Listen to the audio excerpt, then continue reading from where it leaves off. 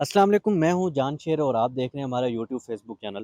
آج ایک بڑی پیش رفت ہوئی ہے۔ اسلام آباد ہائی کورٹ کے 2 رکنی بینچ نے عمران خان کی جو اخراج مقدمہ کی دہشت گردی کی دفعات تھیں وہ ختم کرنے سے متعلق جو کیس تھا اس پر سماعت ہوئی۔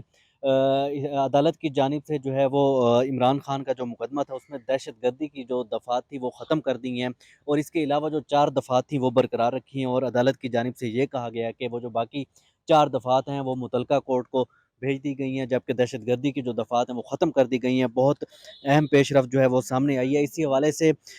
ہمارے ساتھ جو ہے وہ ابرار کیانی یہاں پر موجود ہیں، ان سے بات کریں گے کہ آج کے کیس کے حوالے سے آپ بات کریں گے کہ آج کے کیس میں اہم کیا ریمارکس جو ہیں وہ سامنے آئے تھے، اس کے اوپر آپ بات کریں گے۔ جی دیکھیں جان شیر، آج کی جو سماعت تھی اس میں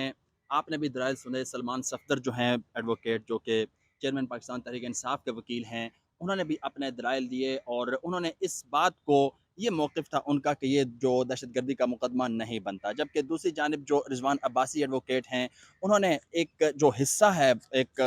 وہ مخصوص حصہ عمران خان کی تقریر کا، وہ ایک سے زیادہ مرتبہ عدالت کو پڑھ کر سنایا، اور انہوں نے کہا کہ یہاں پر جو ہے وہ تھریٹ واضح ہے اور جو انٹیمیڈیشن جو ہے وہ یہاں پر بنتی ہے۔ لیکن چیف جسٹس اطہر من اللہ، جو کہ اسلام آباد ہائی کورٹ کے چیف جسٹس ہیں، ان کی جانب سے بار بار یہی پوچھا گیا کہ کیا اس تقریر کے علاوہ کوئی اور گراؤنڈ بھی ہے جس کی بنیاد پر یہ مقدمہ دائر کیا گیا ہے دہشت گردی کا؟ تو اس پر رضوان عباسی صاحب جو ہیں وہ ظاہر ہے انہوں نے کہا کہ اس کے علاوہ، تقریر کے علاوہ اور کوئی نہیں ہے۔ تو عدالت جب اپنے بار بار یہ اسی چیز کے اوپر زور دے رہی تھی تو اس وقت ہی تقریباً یہ واضح ہو چکا تھا تو کہ عدالت جو ہے وہ اس چیز پر کنونس نہیں ہے کہ یہ دہشت گردی کا مقدمہ بنتا ہے۔ بہرحال ایک موقع پر چیف جسٹس اطہر من اللہ جو ہیں انہوں نے یہ ریمارکس بھی دیے کہ اگر جو ہے وہ اس طرح کی بات کی جائے کہ صرف ان الفاظ کے اوپر جایا جائے تو پھر ایک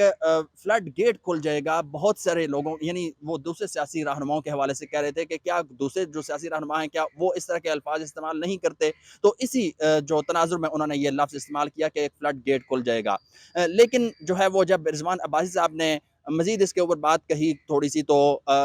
چیف جسٹس جو ہیں اسلام آباد ہائی کورٹ جسٹس اطہر من اللہ، انہوں نے یہ کہا کہ بس اس بات کو چھوڑیں اور آگے بڑھیں۔ اینی ویز ایک موقع پر یہ بھی جانشیر میں واضح کر دوں کہ جب سلمان صفدر ایڈوکیٹ جو ہیں وہ جب اپنے دلائل دے رہے تھے تو انہوں نے اپنے دلائل کے آغاز میں ایک بات کہی، انہوں نے یہ کہا کہ اس کا انٹرنیشنل لیول پر کیا جو ہے وہ امپیکٹ ہوگا، تو اس پر بھی چیف جسٹس جو ہیں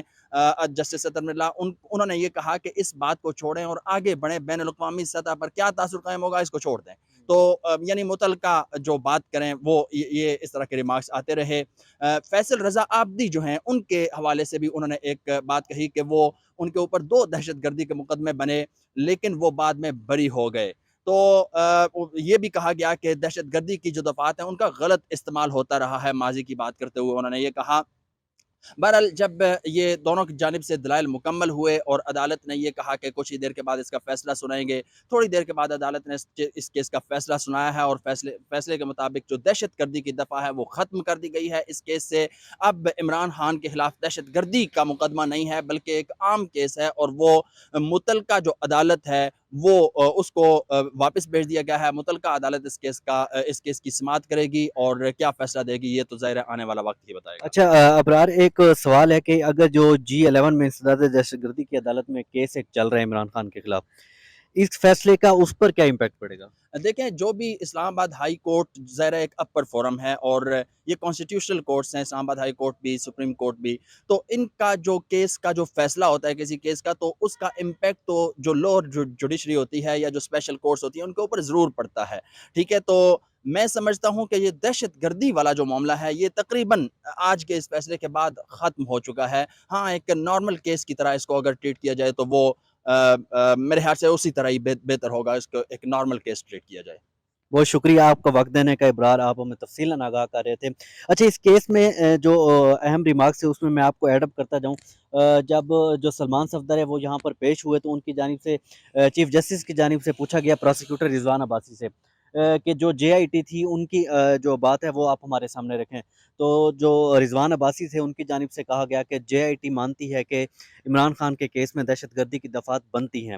इस पर जो है चीफ जस्टिस ने बार-बार उनसे कहा कि आप उनकी तकरीर पढ़ें और इसके अलावा बताएँ कि इसके अलावा कौन-सी चीज़ है जो आप उसके ऊपर बात करते हैं कि दहशतगर्दी की दफ़ात बनती हैं, क्या किसी को कोई ज़ख्मी किया गया या ज़ख्मी करने का कहा गया?